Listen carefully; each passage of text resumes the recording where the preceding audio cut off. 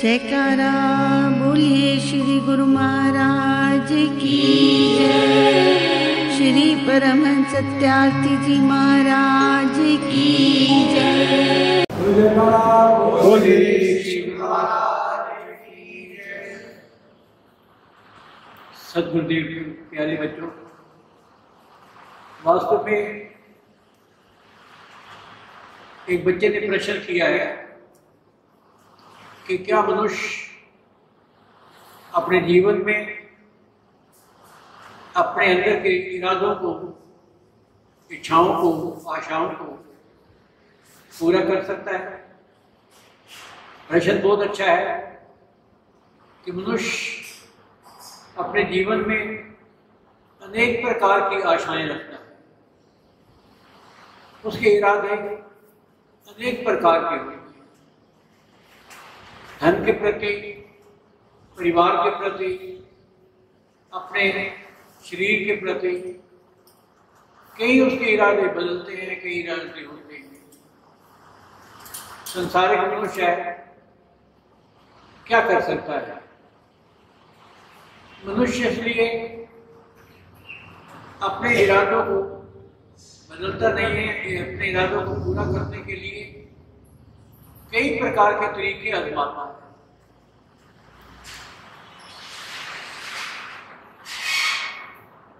एक व्यक्ति ने अपने अकाउंटेंट को कहा कि देखो मेरे पास कितना धन है। उसने सारा कैलकुलेट किया, बही धन, खाते, बही सब कुछ देखा। उसने आके कहा कि आपके खाते में, आपके पास 25 करोड़ रुपए आए। मर रहा था इंसान, जा रहा था, संसार से जा रहा था। संसार से जाते जाते उसने अपने कहा कि मैं पीछे कितना छोड़ के जा रहा हूं, मैंने कितना छोड़ा है, मैंने अपने जीवन में कितना प्राप्त किया है और कितना छोड़ा है। यहीं पर मनुष्य गलती करता है। वास्तव में सारी उम्र धन को इकट्ठा करने में लगा रहता है और जिस समय जाने लगता है तो रोने लगता है कि जिस धन के लिए मैंने इतने कार्य किए, ना जाने किस किस को दुख दिया, न जाने कितने कर्म किए मैंने, और उसी धन को इकट्ठा करने के लिए मैंने अपना जीवन व्यतीत कर दिया और अंत में उसे अब छोड़ करके जा रहा हूं।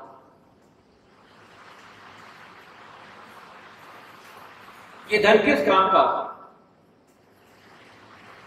तो प्रश्न है बच्चे का कि क्या मनुष्य अपने इरादे अर्थात इच्छाएं पूरी कर सकता है या नहीं? मैं उसको एक शब्द में ये उत्तर कि प्रत्येक मनुष्य अपने इरादे, अपनी आशाओं को पूरा कर सकता है। नहीं, पूरा नहीं कर सकता, कर सकता है।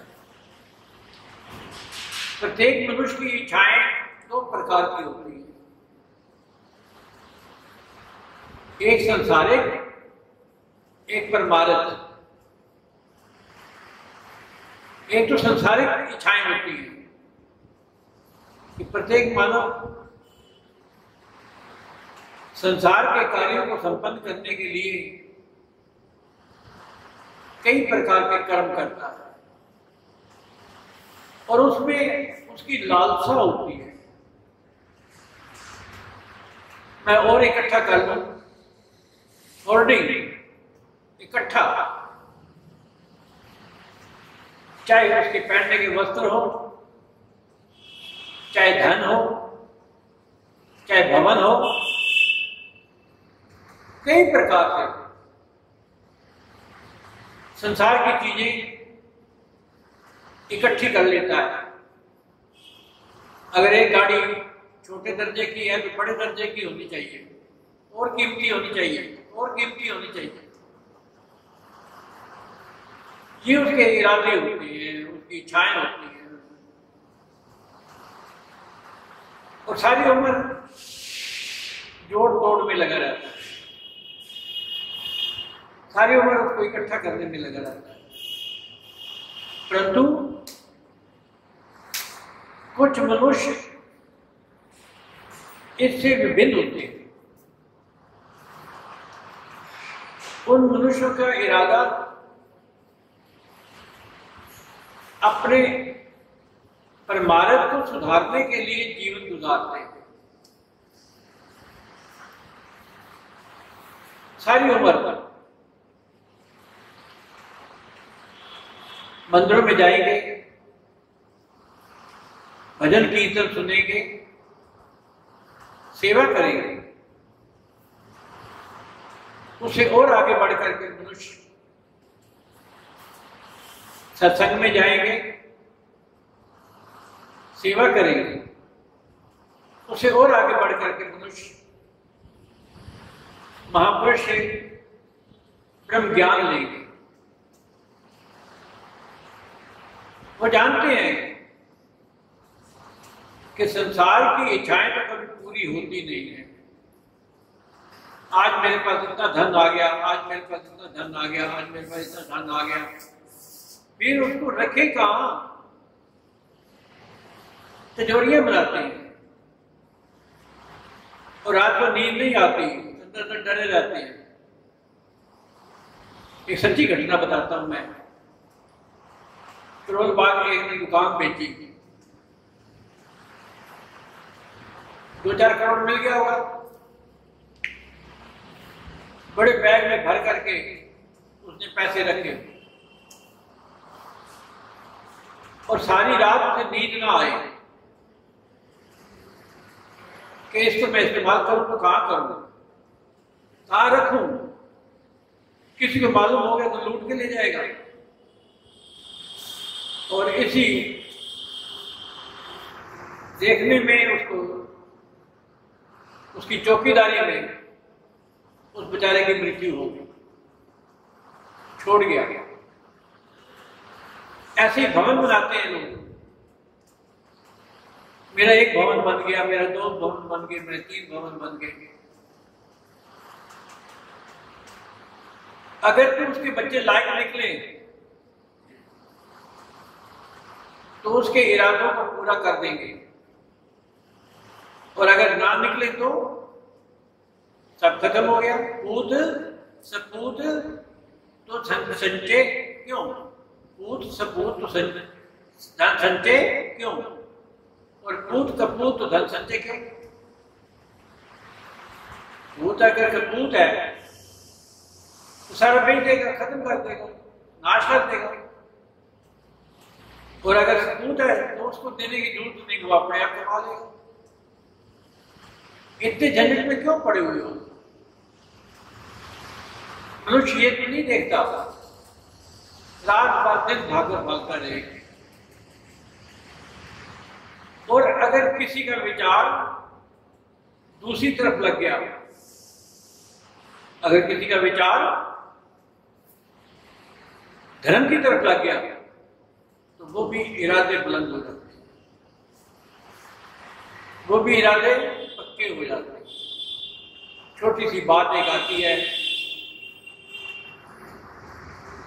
एक बहुत बड़े सेठ थे, बड़ी कमाई थी, दुकान पर गद्दी पर बैठे रहते थे, आगे नौकर जाकर बड़े खुश होते थे। आज मेरी इतनी कमाई हो गई, आज मेरी इतनी कमाई हो गई, आज मेरी इतनी कमाई हो गई, मैं एक और दुकान खरीदूंगा, मैं और ऐसा करूंगा। मन के इरादे और आगे बढ़ते गए। एक दिन वहां से कबीर साहब निकले, उन्होंने सेठ की तरफ निगाह रखी जब निगाह करी महापुरुषों के दृष्टि होती है, उसने कहा ओहो, ये सेठ कितना खुश हो रहा है, परंतु इसका अगला जन्म तो बैल का होगा, अगला जन्म बैल का होगा। ये किन झंझटों में पड़ा हुआ है, इसे समझाना चाहिए। कबीर साहब ने कहा इसे समझाना चाहिए। दुकान के पास से निकले, कहा सेठ जी सत्संग में आया करो।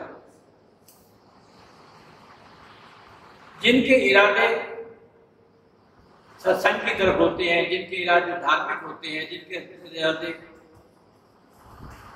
आध्यात्मिकता की तरफ होते हैं, महापुरुषों की सेवा में लग जाता है, उसका ये संसार भी ठीक और अगला संसार भी ठीक। ये संसार, ये जन्म भी ठीक, अगला जन्म भी ठीक, क्योंकि उसमें समर्पण की भावना होती है, उसमें कुछ देने की भावना होती है। गृहस्थी बच्चे हैं, अपने गृहस्थ की कमाई में थोड़ा सा भी आकर के सतगुरुदेव भगवान जी को भेंट कर दें, शरीर से थोड़ी बहुत सेवा कर दें, तो सार्थक हो जाता है।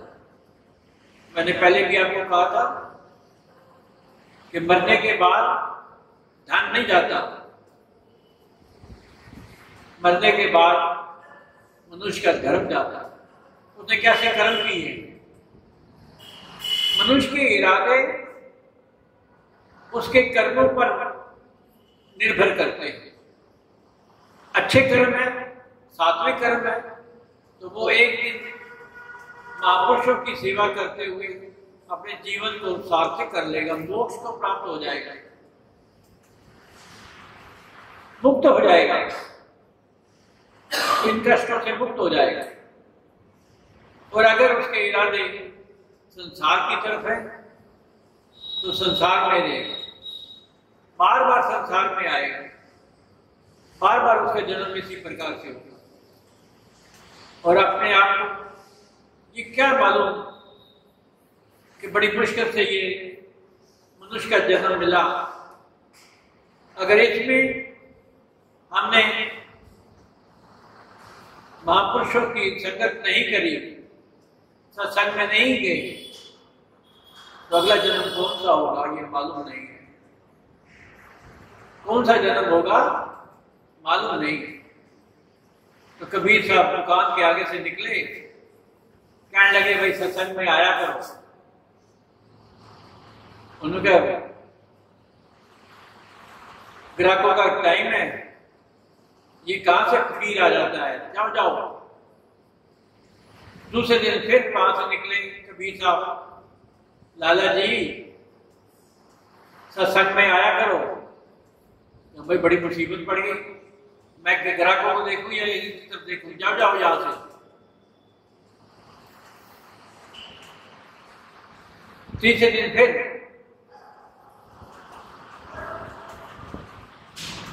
उन्होंने कहा लाला जी सत्संग में आया करो। लाला ने कहा मेरी कमाई का समय है, ये रोज आ जाता है, नौकरों का धक्के मारता।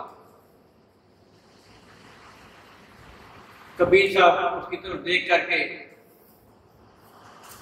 कह, लाला जी मैं आपकी बेहतरी के लिए कह रहा हूं, आपके इरादे धन को इकट्ठा करने के जो हैं वो तभी सार्थक होंगे कि आप सत्संग में जाया करो, सेवा किया करो, तभी आपका धन भी सार्थक होगा, नहीं तो धन भी इकट्ठा नहीं। एक हंसी की बात बताता हूं, बीच में मैं लखनऊ गया, वहां पर जल निगम के इंजीनियर हैं, इंजीनियर आके मुझे कहने लगे महाराज जी मैं ना किसी से हम डिमांड नहीं करते, फिर भी उनका काम हो जाता है तो वो दे जाते हैं कुछ ना कुछ, उपहार दे जाते हैं। मैं उनसे हंसी में कहा, भाई कुछ दे जाते हैं, अगर मान लो रिश्वत तो नहीं है,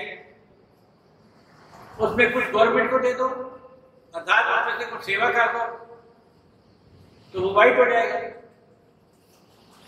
बल्कि ऐसा करना नहीं चाहिए तुम्हें। कह लेंगे हम मांगते थोड़ी है, वो उपहार दे जाते हैं।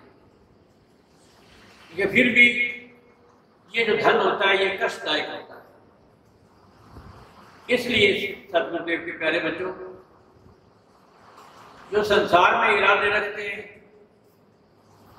अपने आप को बहुत सारी चीजों को इकट्ठा करने के लिए, उनकी मुक्ति नहीं है। वो बार बार संसार में आते हैं, न जाने कितनी योनियों को भोगते हैं। कबीर साहब ने कहा, अच्छा भाई हरी इच्छा सेठ जी, मैं तो यही कह रहा था कि तुम सत्संग में आया कर, पर सेठ को अच्छा नहीं लगा, चले गए कबीर साहब। हरी इच्छा बहुत दिनों के बाद फिर उसी चौक में से निकले जहां लाला जी की दुकान थी। चौक पर एक बैल मरा पड़ा था। अंतर्दृष्टि से कबीर साहब ने देखा कि ओहो, ये वही लाला है, ये वही लाला है। बैल बने और बैल आज मर गया। फिर भी महापुरुषों को दया आ जाती है। उन्होंने जल लेकर के उसके ऊपर डाला। वो बैल के जीवन में की योनि में लाला जी थे, मुक्त हो गए।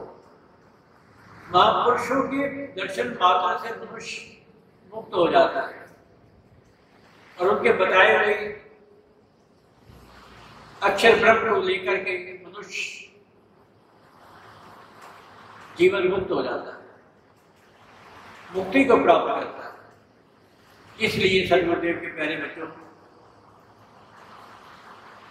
मनुष्य के इरादे दो प्रकार के होते हैं, एक संसारिक, एक आध्यात्मिक। संसारिक मनुष्य के इरादे इच्छाएं योनियों में डालते हैं और आध्यात्मिक इरादे जो होते हैं कुछ प्राप्त करने के लिए, वो जीवन को मुक्त कर देते हैं, मोक्ष की प्राप्ति करते हैं। इसलिए सतगुरुदेव के प्यारे बच्चों, मनुष्य के जीवन में इरादे जितनी भी आशाएं हैं वो होती हैं क्योंकि शरीर प्रकृति का बना हुआ है और संसार में इसने विचरण करना है। इसलिए इरादे तो होंगे, परंतु हमेशा महापुरुष यही कहते हैं कि मनुष्य अपनी इच्छाएं, अपनी आशाएं, अपने इरादे हमेशा धार्मिक रख, जिसमें तेरा कल्याण है, जिसमें तेरा जीवन मुक्त है, ये जिसमें अच्छाई को प्राप्त होगा। इसलिए सत्संग में जाया कर, तत्व महापुरुषों की संगत किया कर और सेवा किया कर। हरि ओम तत्सत। हरि ओम।